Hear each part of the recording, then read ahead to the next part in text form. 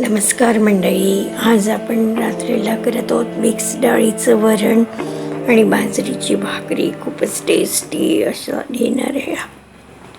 खूप छान लागते आणि सोबत आहे तिळाची चटणी, कांदा भाकरी वगैरे.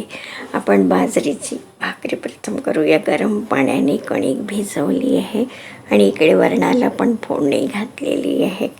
कांदे, हिरवी मिरची आणि टमाटे वगैरे सगळं घालून आहे भाजत आहे आणि भाकरीचा उंडा तयार केला आहे आणि हाताने आता भाकरी तयार करत आहे.